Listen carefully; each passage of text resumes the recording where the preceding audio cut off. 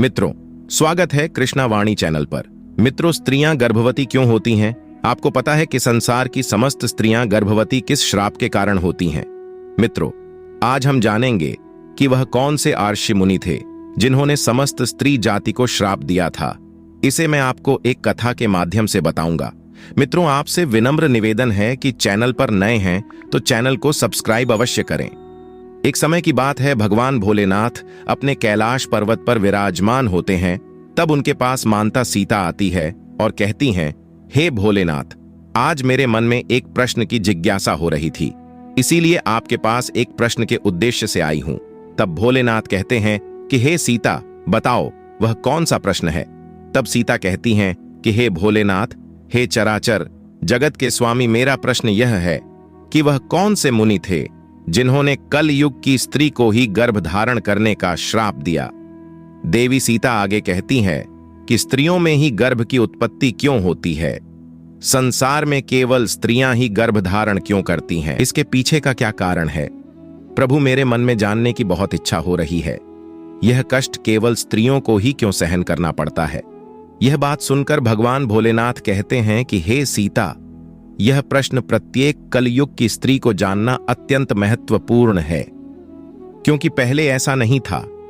पहले की स्त्रियां गर्भवती नहीं होती थीं। भोले बाबा आगे कहते हैं, मैं तुम्हें इस प्रश्न का उत्तर एक कथा के माध्यम से देता हूं। तब माता सीता कहती हैं कि हे नाथ, कृपा करके मुझे वह कथा सुनाइए।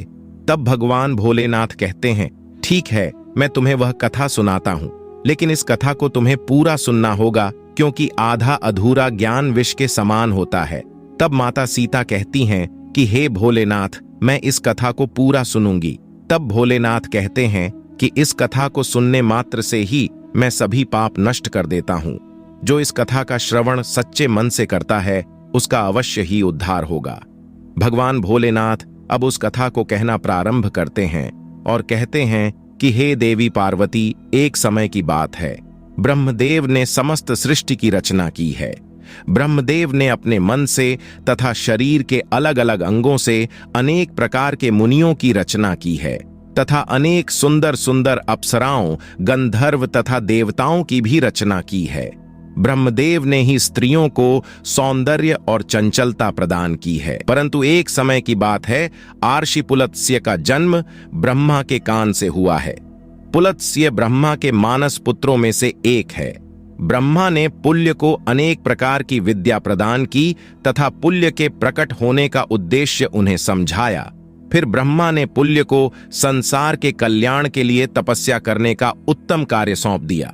ब्रह्मा की ही आज्ञा से सतयुग में महर्षि पुलस सुमेरु पर्वत के उच्च बिंदु पर तपस्या करने के लिए चले गए। पुलस वहां पर आश्रम का निर्माण करके घोर तपस्या करने लगे। भगवान भोलेनाथ आगे कहते हैं, हे सीते, उसी समय अनेक गंधर्व देवता, दानव तथा अप्सराएं उस स्थान पर विचरण करने के लिए आया करते थे। उन सभी की दृष्टि पुलस पर पड़ी तो वे सभी उनकी पुलस की तपस्या भंग करने की चेष्टा करने लगे। उन्होंने पुलस की तपस्या में अनेक बार विघ्न उत्पन्न करने का प्रयास किया। खेल खेल में अप्सराएं पुलस के तप को भंग करने का प्रयास करने लगी। तभी पुलस ने क्रोध में आकर वहां पर उपस्थित सभी अप्सराओं और गंधर्वों को यह चेतावनी देते हुए कहा कि आज के बाद जो भी प्राणी मेरे सामने आएगा और मेरी तपस्या में विघ्न डालेगा, वह गर्भधारण करेगा। पुलस उसी समय पर्वत पर कंधर राशि तृण बिंदु की कन्या हविभुआ अपने माता पिता के साथ निवास करती थी। वह महर्षि पुलस के कहे गए वचन को नहीं जानती थी। एक दिन वह अपनी सहेलियों को खोजते हुए सुमेरु पर्वत के उस स्थान पर चली जाती है जहां पर आर्षि पुलत्स्य तपस्या कर रहे होते हैं। भगवान भोलेनाथ कहते हैं कि हे माता पार्वती, तृण बिंदु की कन्या अपनी सहेलियों को पुकारते हुए महर्षि पुलस के आश्रम पर पहुंच जाती है। जब हविभुआ महर्षि पुलस के सामने आकर खड़ी हो गई तो उनकी दृष्टि उस स्त्री पर पड़ी। महर्षि पुलस की दृष्टि पड़ते ही पुलस के श्राप का प्रभाव हविभुआ पर पड़ने लगा। तत्काल ही उसका शरीर पीला पड़ने लगा और वह उसी क्षण गर्भवती हो गई। अचानक स्वयं के शरीर में इस प्रकार का विचित्र बदलाव देखकर हविभुआ अत्यंत घबरा जाती है। उतने में ही उसकी सखियां उस स्थान पर आ जाती हैं। हविभुआ ने उसे उस घटना के बारे में बताया। फिर हविभुआ की सहेलिये उसे लेकर उसके के पास चली गई। वहां जाकर हविभुआ ने अपने पिता को सारा वृतांत बताया।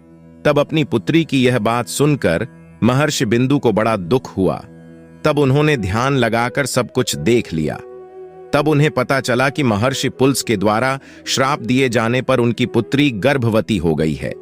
इससे वे अत्यंत दुखी हो गए और तुरंत ही अपनी कन्या को साथ में लेकर वे सुमेरु पर्वत पर चले गए। भोलेनाथ आगे कहते हैं कि हे माता सीता, वहां पर उन्होंने महर्षि पुलत्स्य को देखकर उन्हें प्रणाम किया और क्षमा याचना करने लगे। आर्ष तृण बिंदु कहते हैं, हे महर्षि, आप तो साक्षात ब्रह्मा जी के पुत्र हैं। सारे सृष्टि में आपकी कीर्ति वैभव है। आप परम दयालु और कृपालु हैं। आज मेरी पुत्री के द्वारा अपराध हुआ है। वह आपके द्वारा कहे गए कथन से अनजान थी। आपके श्राप के कारण आज मेरी पुत्री गर्भवती हो गई है। यह संसार की पहली स्त्री है जो गर्भवती हुई है। इसीलिए हे महर्षि, अब मेरी पुत्री से कौन विवाह करेगा? इसे तो कलंकित होना पड़ेगा। इसीलिए मैं आपसे प्रार्थना करता हूं कि आप मेरी कन्या को पत्नी के स्वरूप में स्वीकार कीजिए। मेरी कन्या सर्वगुण संपन्न है। उसके मन में किंचित मात्र भी दोष नहीं है। यह आपकी सेवा में सदैव तत्पर एवं प्रयत्नशील रहेगी। भगवान भोलेनाथ आगे कहते हैं, इस प्रकार से आर्ष तरण बिंदु ने आदर पूर्वक महर्षि पुल्य से विनती की। तृण बिंदु के आदर सत्कार और स्तुति से महामुनि पुल्य अत्यंत प्रसन्न हुए और हविभुआ को दिए गए श्राप से उन्हें बड़ा दुख हुआ। फिर उन्होंने आर्षत रण बिंदु को आश्वासन देते हुए कहा, हे मुनिवर, मैं आपकी स्तुति से अत्यंत प्रसन्न हूं। मेरे ही कारण आपकी कन्या गर्भवती हुई है। इसीलिए मैं आपकी कन्या को अपनी पत्नी के रूप में स्वीकार करता हूं। इसीलिए अब आप चिंता न करें। भगवान भोलेनाथ कहते हैं, हे माता सीता, इस प्रकार से महर्षि पुलत ने तृण बिंदु की कन्या हविभुआ को पत्नी के रूप में स्वीकार किया और तृण बिंदु की कन्या हविभुआ महर्षि पुलक के साथ उनके आश्रम पर ही रहने लगी और दिन रात सच्चे हृदय से उनकी सेवा करने लगी। महर्षि पुलत देवी हविभुआ की निस्वार्थ सेवा, पतिव्रता, धर्म और भक्ति से अत्यंत प्रसन्न हुए। भगवान भोलेनाथ जी आगे कहते हैं, हे माता सीता, एक दिन पुलस ने हविभुआ से कहा, हे देवी, मैं तुम्हारी सेवा और भक्ति से अत्यंत प्रसन्न हूं। इसीलिए मैं तुम्हें मेरे ही समान पुत्र की प्राप्ति होने का वरदान देता हूं। जिस समय तुम मेरे सामने आई थी, उस समय मैं वेदों का पाठ कर रहा था और तुमने वेदों का श्रवण भी किया है। इसीलिए तुम्हारा पुत्र चारों वेदों में पारंगत होगा और समस्त संसार को वेदों का ज्ञान प्रदान करेगा। तुम्हारा यह पुत्र सारे संसार में विश्रवा के नाम से प्रसिद्ध होगा। भगवान शिव आगे कहते हैं कि हे देवी सीता, फिर कुछ समय के उपरांत देवी हविभुआ ने एक अत्यंत गुणवान पुत्र को जन्म दिया। महर्षि पुलत्स्य के कथन के अनुसार उस पुत्र का नाम विश्रवा रखा गया। विश्रवा अपने पिता महर्षि पुलस के समान ही विद्वान, सत्यवादी, ज्ञान और धर्म का पालन करने वाला था। उनकी चर्चा संपूर्ण विश्व में हुई।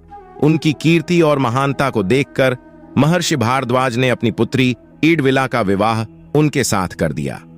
फिर मुनि विश्रवा की पत्नी ईडविला के गर्भ से एक पुत्र का जन्म हुआ, जिसका नाम श्रवण रखा गया। वह श्रवण का ही एक नाम कुबेर है। कुबेर जी ने ब्रह्मा जी को प्रसन्न करने के लिए कठोर तपस्या की थी।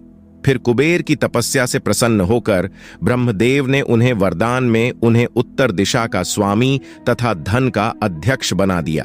भगवान भोलेनाथ आगे कहते, हे सीता, इसके साथ ब्रह्मदेव ने मन की गति से चलने वाला पुष्पक विमान कुबेर को भेंट किया। कुबेर जी धन के स्वामी हैं। गंधमादन पर्वत पर स्थित संपत्ति का चौथा भाग कुबेर जी के ही नियंत्रण में है। कुबेर जी ने उस धन का 1.25 भाग मनुष्यों को प्रदान किया है। महर्षि विश्रवा की दूसरी पत्नी का नाम कैकसी था। भोले बाबा आगे कहते हैं, हे माता सीता, एक बार मैंने ही देवी पार्वती के लिए अत्यंत सुंदर महल का निर्माण करवाया था, जिसे लंका नाम दिया था। उस लंका के गृह प्रवेश के समय मैंने आर्षि विश्रवा को भी निमंत्रण दिया हुआ था। आर्षि विश्रवा अपनी पत्नी को लेकर लंका के गृह प्रवेश में आए थे। जब मैंने आर्षि विश्रवा को दान मांगने के लिए कहा, तब विश्रवा की दुष्ट पत्नी कैकसी ने छल से विश्रवा को लंका मांगने के लिए विवश कर दिया और मैंने वह लंका उन्हें दान में दे दी थी। तब माता सीता कहती हैं कि हाँ प्रभु, मुझे याद है।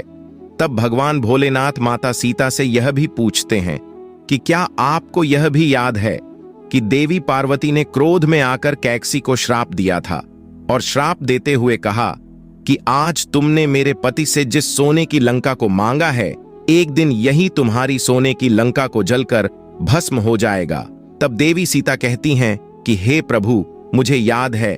भगवान भोलेनाथ आगे कहते हैं, जिसके बाद विश्रवा जी को मैंने जो लंका प्रदान की थी, उस सोने की लंका को अपने पुत्र कुबेर को प्रदान की, किंतु बाद में कैकसी के पुत्र रावण ने कुबेर से वह लंका छीन ली। लेकिन त्रेता युग में मेरे ही एक अवतार हनुमान जी ने उस सोने की लंका को जलाकर भस्म कर डाला था। भोले बाबा आगे कहते हैं कि हे माता सीता, इस प्रकार से महर्षि पुलस के श्राप के कारण संसार की स्त्रियां गर्भवती होती हैं।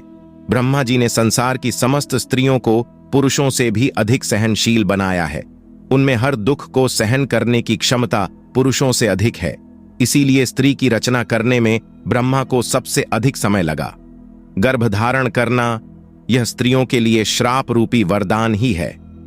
ब्रह्मा ने समस्त स्त्रियों के अंदर ममता और प्रेम का भाव डाल दिया, जिससे स्त्रियां अपने बालक का लालन पालन अच्छे से कर सकें। इस संसार में स्त्रियों की तुलना किसी से नहीं की जा सकती। स्त्रियां ही इस संसार का आधार है। इसीलिए इस संसार की सर्वश्रेष्ठ रचना स्त्री को ही कहा जाता है। भगवान भोलेनाथ आगे कहते हैं कि हे सीता, अब तो आपको पता चल गया होगा कि आखिर वह कौन से आर्षि मुनि थे जिन्होंने स्त्रियों को गर्भवती होने का श्राप दे दिया था। तब माता सीता कहती हैं कि हे भोलेनाथ, मुझे सब कुछ जान गया हूँ। हे प्रभु, आपका कोटि कोटि धन्यवाद। इस प्रश्न का उत्तर श्रवण कराने के लिए मैं सदैव आपकी आभारी रहूंगी। तो दोस्तों, इस प्रकार से महर्षि पुलस के श्राप के कारण ही संसार की स्त्रियां गर्भवती होती हैं। मित्रों, आपसे विनम्र निवेदन है कि वीडियो को सभी माताएं बहनें के पास शेयर अवश्य करें, ताकि उनको पता चले कि स्त्रियां गर्भवती क्यों होती हैं। और यह कथा आपको कैसी लगी, हमें कमेंट में जरूर बताइएगा और कमेंट में हर हर महादेव जरूर टाइप करें। मित्रों, आशा करता हूं वीडियो आपको पसंद आई हो। अगर वीडियो पसंद आए तो वीडियो को लाइक और चैनल को सब्सक्राइब अवश्य करें।